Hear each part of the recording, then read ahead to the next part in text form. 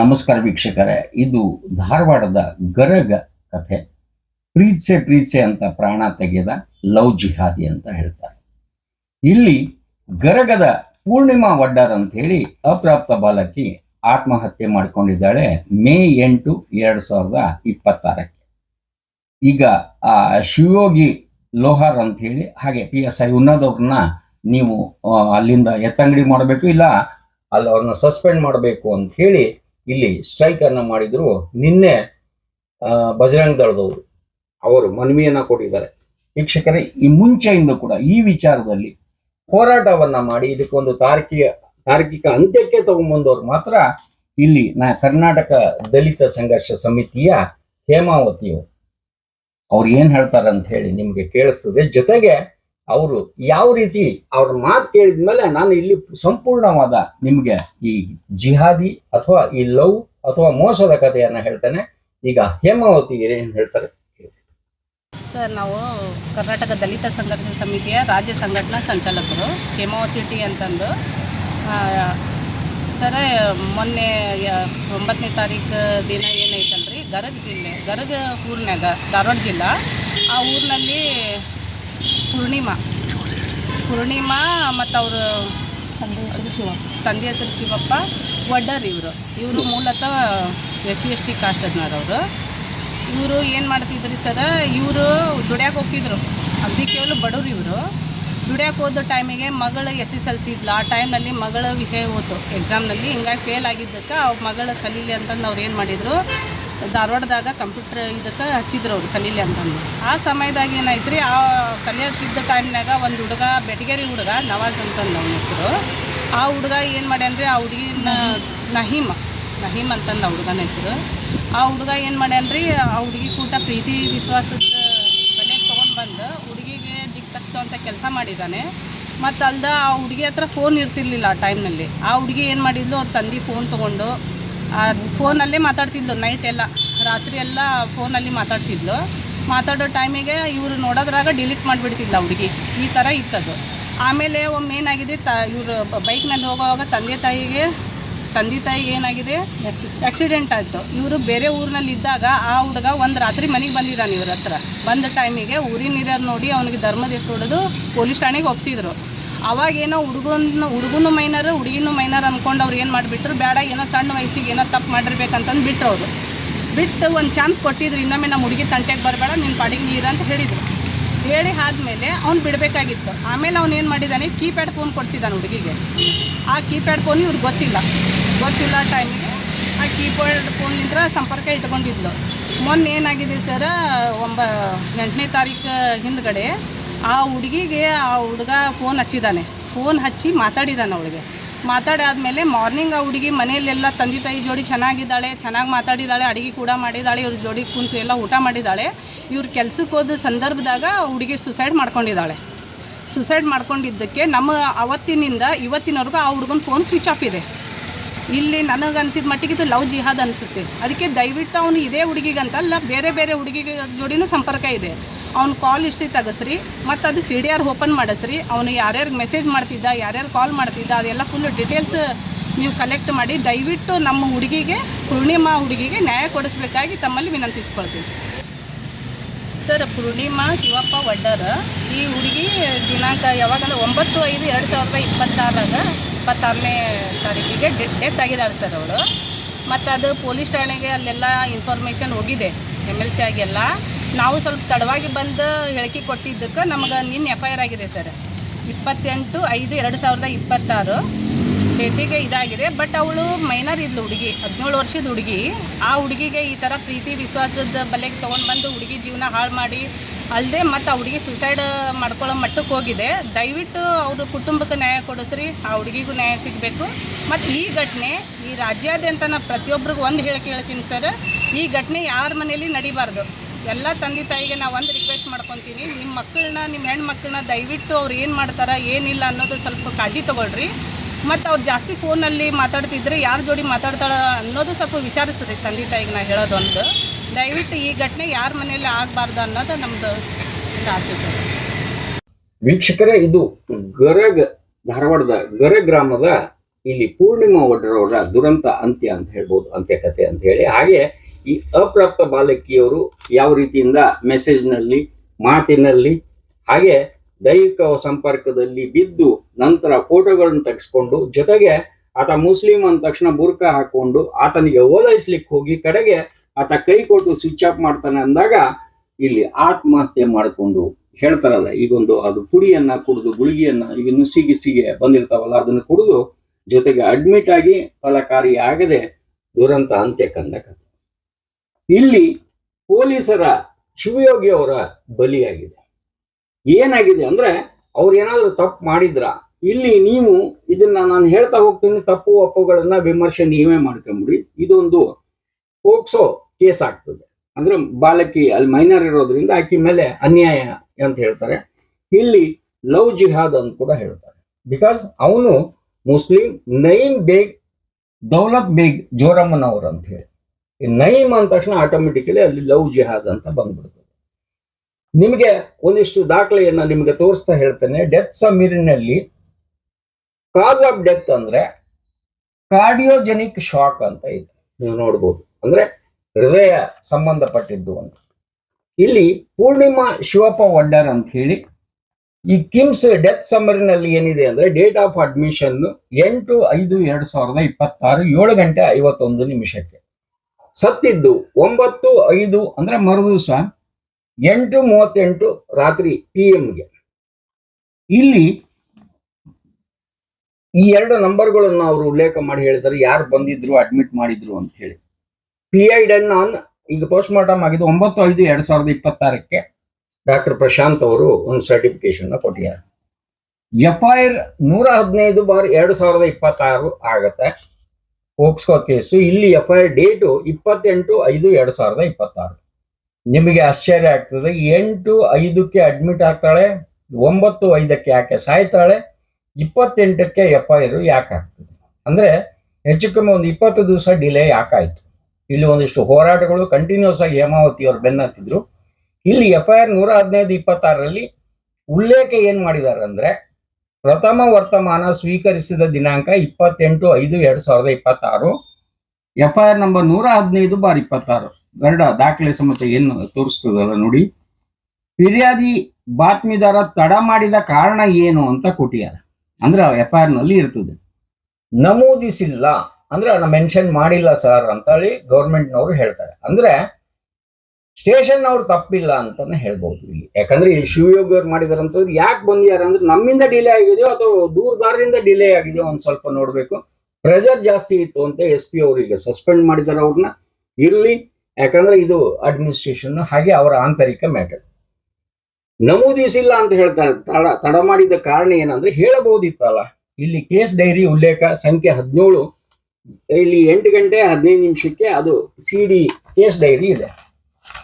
ವೀಕ್ಷಕರೇ, ಇಲ್ಲಿ ಶಿವಪ್ಪ ಭೀಮಪ್ಪ ಒಡ್ಡರ್ ಅಂತ ಹೇಳಿ ಇವರು ಆಕೆಯ ತಂದೆ, ಪೂರ್ಣಿಮಾರ ತಂದೆ.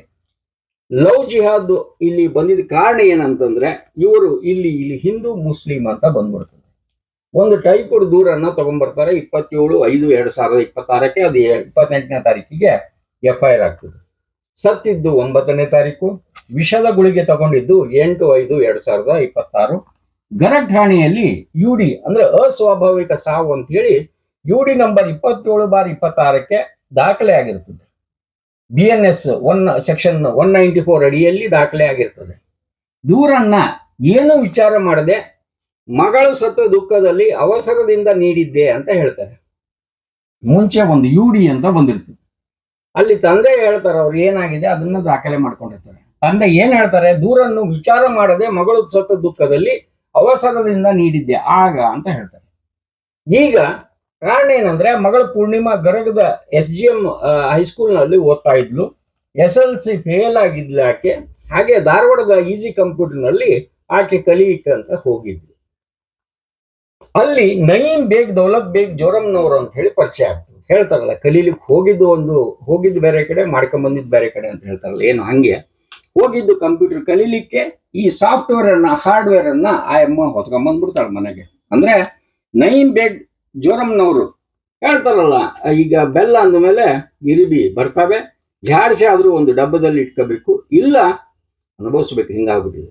ಇಲ್ಲಿ ನೈಮು ಹೇಳ್ತಾರಲ್ಲ, ಅವನು ಓಲೈಸ್ಲಿಕ್ಕೆ, ಯಾಕಂದ್ರೆ ಅವ್ರಿಗೆ ಒಂಥರ ಟಾರ್ಗೆಟ್ ಮಾಡಿ ಅಚೀವ್ ಮಾಡ್ಲೇಬೇಕನ್ನೋ ಒಂದು ಅಲ್ಲಿ ಹೇಳ್ತಾರಲ್ಲ, ಜಿಹಾದಿ ಮೈಂಡ್ ಅಂತ ಅವ್ರು ಹೇಳ್ತಾರೆ. ಈಗ ಎಲ್ಲ ಹೋರಾಟಗಾರರು ಪರಿಚಯ ಆದ ಹನುಮನಕೊಪ್ಪದ ಉಪ್ಪಿನ ಬೆಟಗೇರಿ ಅಲ್ಲಿ ಉಪ್ಪಿನ ಬೆಟಗೇರಿ ಆತದ ಪ್ರೀತಿಸುವಂತ ಜೀವ ತಿಂತ ಇದ್ದ. ಆ ವಿಚಾರ ಗೊತ್ತಿರ್ಲಿಲ್ಲ ನಮಗೆ. ನಾವು ಮಲಗಿದಾಗ ಮಗಳು ಫೋನ್ ಮಾಡ್ತಾ ಇದ್ಲು. ಆತ ನನ್ನ ನಂಬರ್ ಅಂದ್ರೆ ತಂದೆ ನಂಬರ್ಗೆ ಮಾಡ್ತಾ ಇದ್ನು, ಮಗಳಿಗೆ ಬೇರೆ ಕೊಡಿಸಿದ್ದಿಲ್ಲ. 9844472070 ಕರೆ ಮಾಡಿ ಮಾತಾಡ್ತಾ ಇದ್ದ. ನಮಗೆ ಗೊತ್ತಾದ್ಮೇಲೆ ಬೈದ್ವಿ. ಅವ್ರು ಹೇಳಿರೋದು ದೂರಿನಲ್ಲಿ. ಸುಮಾರು ಸಲ ಬುದ್ಧಿ ಹೇಳಿದ್ರು ನನ್ನ ಮಗಳು ಮಾತಾಡ್ತಾ ಇದ್ಲು. ಇಲ್ಲಿ ತಪ್ಪುಗಳು ಎರಡು ಕಡೆಯಿಂದ ಆಗಿದಾವೆ ಅಂತ ತಿಳ್ಕೊಟ್ರು. ಆತ ಕೂಡ ಮೈನರ್ ಅಂತ ಹೇಳ್ತಾನೆ. ಹೀಗಾಗಿ ಏನ್ ವಿಚಾರಣೆ ಮಾಡ್ತಿದ್ರು ಗೊತ್ತಿಲ್ಲ. ಮಗಳು ಮಾತನಾಡ್ತಾ ಇದ್ಲು. ಮಗಳಿಗೆ ಮಾನಸಿಕ ಹಿಂಸೆ ನೀಡುತ್ತಿದ್ದ ಆತ, ತಂದೆಯ ಉಲ್ಲೇಖ ಇದು. ಮಗಳು ಚಿಂತೆ ಮಾಡ್ತಾ ಇದ್ಲು, ಏನು ಹೇಳ್ತಾ ಇರ್ಲಿಲ್ಲ.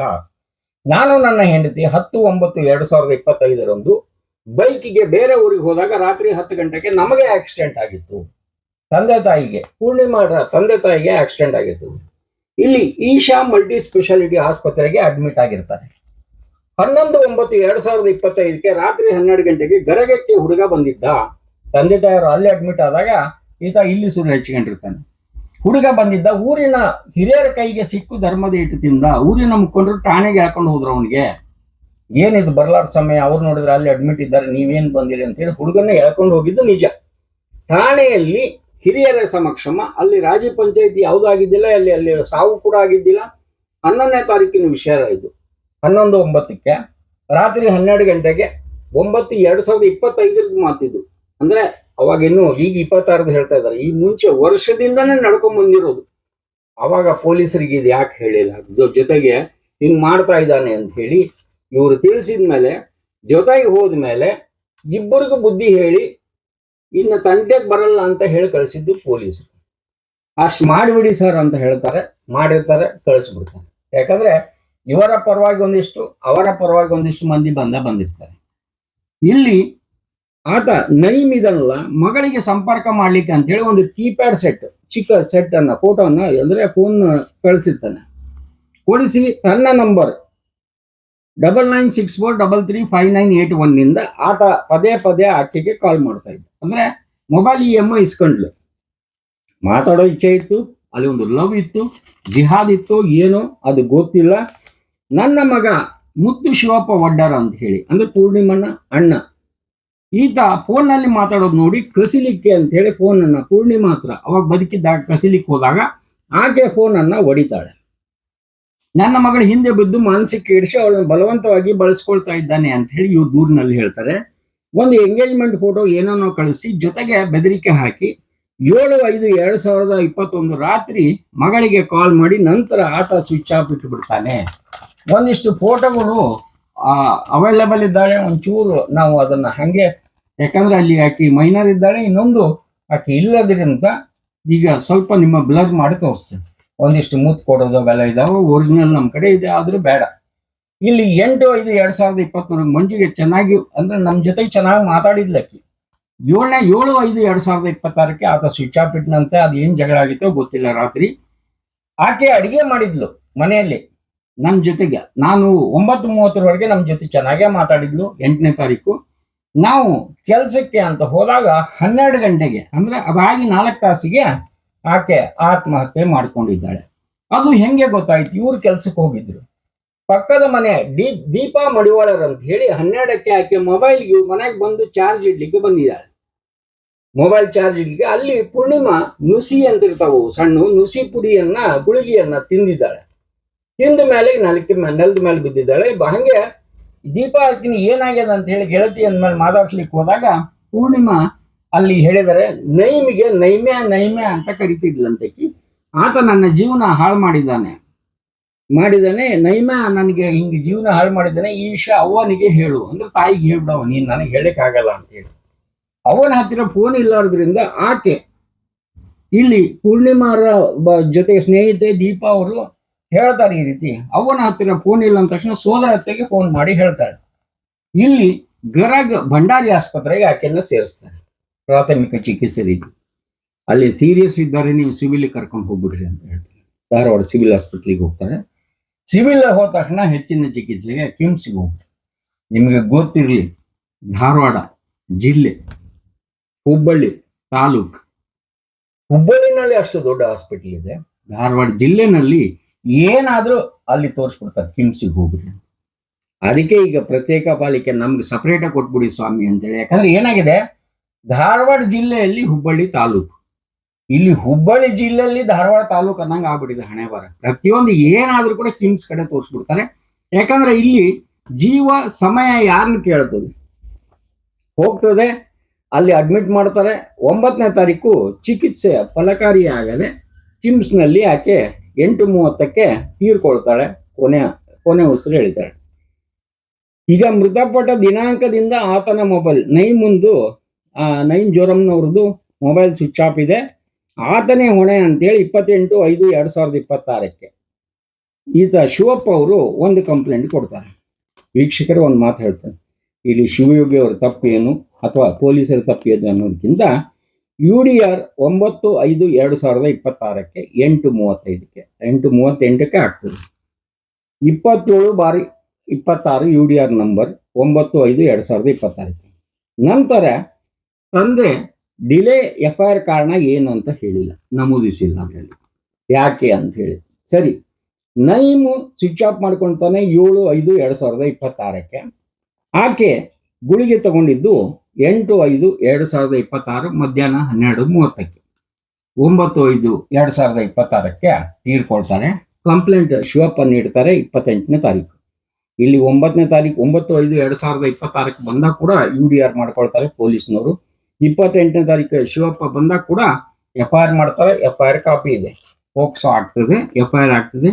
ಇಲ್ಲಿ 115/26/28 ಇಲ್ಲಿ ಏನ್ ಮಾಡಿದ್ದಾರೆ ಪೊಲೀಸ್, ಅದನ್ನ ಏನ್ ಮಾಡಿದ್ದಾರೆ, ಲೋಹಾರಿ ಅಂತ ತಪ್ಪು ಮಾಡಿದ್ದಾರೆ, ವೀಕ್ಷಕರಿಗೆ ಬಿಟ್ಬಿಡ್ತೇವೆ. ಜೊತೆಗೆ ಇಲ್ಲಿ ಕರ್ನಾಟಕ ದಲಿತ ಸಂಘರ್ಷ ಸಮಿತಿಯ ಹೇಮಾವತಿಯವರು ಮಾತಾಡಿದ್ದೆ ನೀವು ಆಲ್ರೆಡಿ ಕೇಳಿದ್ರಿ. ಈ ಕುಟುಂಬಕ್ಕೆ ನ್ಯಾಯ ಸಿಗ್ಲಿ, ಅಲ್ಲಿ ಹೇಳ್ತಾರಲ್ಲ ಬುರ್ಕಾ ಹಾಕೊಂಡು ಫೋಟೋ ತೆಗೆಸ್ಕೊಳೋದು ಅವೆಲ್ಲ ಇದಾವೆ, ನೀವು ನೋಡ್ಬೋದು, ಅದನ್ನ ತೋರಿಸ್ತೇವೆ. ಜೊತೆಗೆ ಇಲ್ಲಿ DC ಆಫೀಸ್ಗೆ 9/6/2026 ಅಲ್ಲಿ ಹೇಮಾವತಿಯವರು ಬಹಳ ಒಂದು ರೀತಿಯಿಂದ ಹೋರಾಟ ಮಾಡ್ತಾರೆ, ಮನವಿ ಕೂಡ ಕೊಡ್ತಾರೆ. ಇಲ್ಲಿ ಮೊಬೈಲ್ ಸೀಸ್ ಆಗಿಲ್ಲ ಆತಂದು ಅಂತ ಹೇಳಿ ಒಂದು ದೂರು. PM ರಿಪೋರ್ಟ್ ಏನಂತ ತಂದೆ ತಾಯಿಗಿನ ಹೇಳಿಲ್ಲ. ನಂತರ ಈ ಬಜರಂಗ್ ದಳದವರು ಲವ್ ಜಿಹಾದ್ ಅಂತ ಸ್ಟ್ರೈಕ್ ಮಾಡಿದ್ದಾರೆ. ಹಾಗಾಗಿ ಈಗ ತಲೆದಂಡ ಆಗಿದೆ ಲೋಹಾರಾವ್. ಏನೇ ಹೇಳಿ, ಪ್ರೀತ್ಸೆ ಅಂತ ಪ್ರಾಣ ತಿನ್ನೋ ಪ್ರೇಮಿ ನೀನು ಯಾರು ಅಂತ ಹೇಳ್ತಾ, ಇಲ್ಲಿ ನಿಜಕ್ಕೂ ಆಕೆ ಆತ್ಮಕ್ಕೆ ಒಂದು ಶಾಂತಿ ಸಿಗ್ಬೇಕು, ನ್ಯಾಯ ಸಿಗ್ಬೇಕು. ಈ ರೀತಿ ಪುನರಾವರ್ತನೆ ಆಗ್ಬಾರ್ದು. ನಮಸ್ಕಾರ. ಕಾರ್ಯಕ್ರಮದ ಪ್ರಾಯೋಜಕರು ಪ್ರಿಂಟ್ ಪಾಯಿಂಟ್, ಕಿಟಲ್ ಕಾಲೇಜ್ ಹತ್ತಿರ, PB ರೋಡ್, ಧಾರವಾಡ. ನಮ್ಮಲ್ಲಿ ಎಲ್ಲ ತರಹದ banner print, colour print, offset print ಸೇವೆ ಇದೆ. ಬ್ಯಾನರ್ ಆಗಲಿ, ಕಲರ್ ಪ್ರಿಂಟ್ ಆಗಲಿ, ಸ್ಪಷ್ಟತೆಗೆ ಕನ್ನಡಿ. Print point, the print solution under one roof.